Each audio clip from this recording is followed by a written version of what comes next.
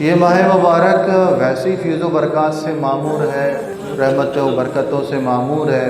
حضرت امام علی مقام سیدنا امام حسین رضی اللہ تعالیٰ عنہ کی ولادت پاک کا بھی مہینہ ہے، لیکن ایک بہت بڑی علمی ہستی جن کے ہم پیروکار ہیں، پوری دنیا میں مسلمان جو بڑی تعداد میں ہیں ان کے پیروکار ہیں، یعنی کہ 2 شعبان معظم کو جن کا وصال ہوا وہ ذات ہے امام اعظم حضرت سیدنا امام ابو حنیفہ رضی اللہ تعالیٰ عنہ کی ذات پاک، جن کی روضہ مبارک میں الحمدللہ ہمیں کچھ عرصے پہلے جانے کا شرف حاصل ہوا، اور پہلی دفعہ جانے کا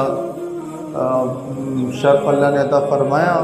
بغداد شریف میں آرام فرما رہے ہیں، کچھ جگہوں پہ ہم جاتے ہیں تو وہاں کی کیفیت نظر آتی ہے، سمجھ میں آتی ہے۔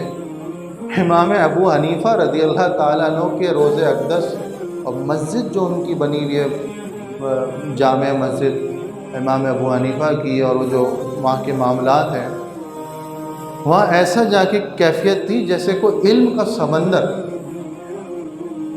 کیوں نہ ہو قرآن اور حدیث سے اجتہاد کرنا، اب ان کے مسائل کو جمع کرنا، کوئی بھی مسئلہ ہے وہ قرآن و حدیث سے نکال کے اس مسئلے کا جواب دینا، یہ بھی بڑا کام ہے۔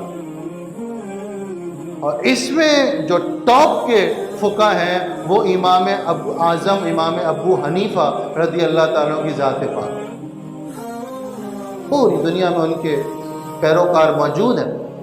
ایک تو وہ سارے اماموں فقہ والوں سے پہلے آئے، اس کے بعد امام مسلم، امام مالک، امام احمد بن حنبل، حنبلی سلسلے کے امام، کوئی شافعی ہو تو وہی امام زیادہ افضل ہے، لیکن یہ اجماع ہے اس بات میں پوری دنیا کے مسلمانوں کا کہ یہ ذات پہلے بھی آئی، اور یہ ان کی ذہانت، کہتے ہیں کہ جو ذہانت اللہ تعالیٰ نے انبیاء اور رسول اور صحابہ کے بعد کسی کو عطا فرمائی پوری دنیا میں، وہ ذات ہے ابو حنیفہ رضی اللہ تعالیٰ عنہ، ذہین، ہر سوال کا جواب۔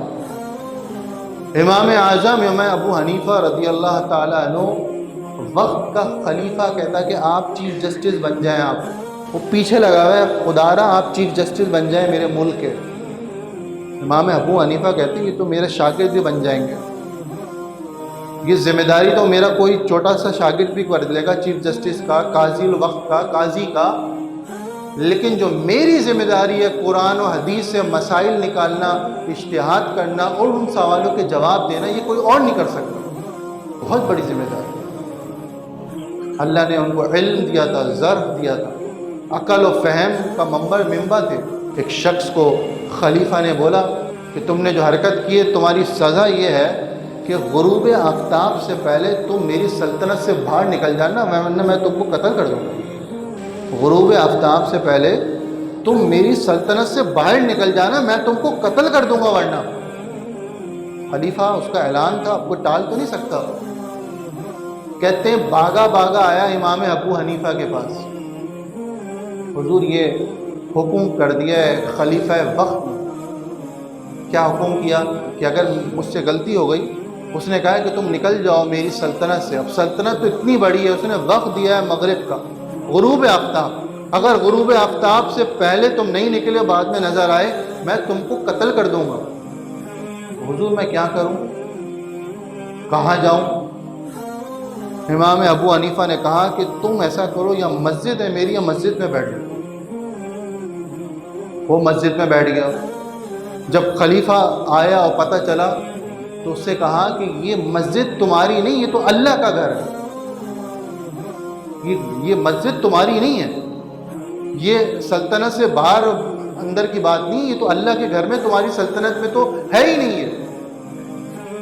وہ خلیفہ امام اعظم کی اس علمی منطق کے سامنے ہار مان چکا تھا۔ وہ علمی ان کی جو کیفیت، ایک رومی آیا، رومی بڑے سوال جواب کرتے تھے، خلیفہ کا دربار لگا ہوا، اور لوگ آتے تھے، خلیفہ کا دربار لگتا تھا، سینکڑوں لوگ آتے تھے اپنے سوال اور جواب لے کر، مسائل لے کر، سنا جاتے تھے، اس پہ عمل ہوتا تھا۔ بولا میرے 3 سوال ہیں، کوئی آپ کا عالم فاضل ایسا ہے جو میرے 3 سوالوں کا جواب دے دے؟ تو سارے خلیفہ نے کہا سارے علماء جمع ہو جائیں، اس کا سوال سنیں۔ اس رومی نے کہا کہ میرا پہلا سوال یہ ہے کہ خدا سے پہلے کون تھا؟ دوسرا سوال یہ کہ خدا کا رخ اس طرف کدھر ہے؟ اور تیسرا سوال یہ کہ خدا اس وقت کیا کر رہا ہے؟ سارے عالم خاموش، ادھر سب بیٹھ گئے خاموشی سے۔ امام اعظم امام ابو حنیفہ رضی اللہ تعالیٰ عنہ کھڑے ہوئے، میں تمہارے سارے تینوں سوالوں کا جواب دیتا ہوں۔ پہلی چیز یہ کہ تم ممبر سے اتر کے نیچے آؤ، پھر جواب دوں گا۔ شرط یہ ہے، کہا ٹھیک ہے میں نیچے آیا تو آپ جواب دیں۔ امام اعظم نے فرمایا اچھا ٹھیک ہے، تمہارا پہلا سوال کیا ہے؟ پہلا سوال یہ ہے کہ خدا سے پہلے کون ہے؟ امام اعظم نے فرمایا گنتی شروع کرو۔ اس نے کہا 1 2 3۔ آپ نے کہا رک جاؤ، یہ بتاؤ کہ پہلی سے ایک جو بولا اس سے اوپر کیا آتا ہے؟ اس نے کہا کچھ نہیں ہے ایک سے پہلے۔ فرمایا خدا بھی کوئی اس سے پہلے کوئی بھی نہیں ہے۔ جب ایک سے پہلے کوئی نہیں ہے تو خدا سے پہلے بھی کوئی نہیں ہے۔ تمہارا دوسرا سوال کیا ہے؟ کہا دوسرا سوال یہ ہے کہ خدا کا رخ اس طرف کدھر ہے؟ اس وقت خدا کس کو دیکھ رہا ہے؟ کیا کدھر ہے؟ رخ کدھر ہے؟ کہا کہ شمع لے کر آؤ۔ بولو شمع جلاؤ تم۔ امام ابو حنیفہ نے کہا شمع منگواؤ۔ بولا اب رومی کو جلاؤ اس کو۔ جلائی شمع۔ بولا شمع جل گئی، اب اس کا رخ کدھر ہے؟ اس نے کہا اس کا رخ تو ہر طرف ہے۔ فرمایا خدا کا رخ ہر طرف ہے۔ تیسرا سوال تمہارا کیا ہے؟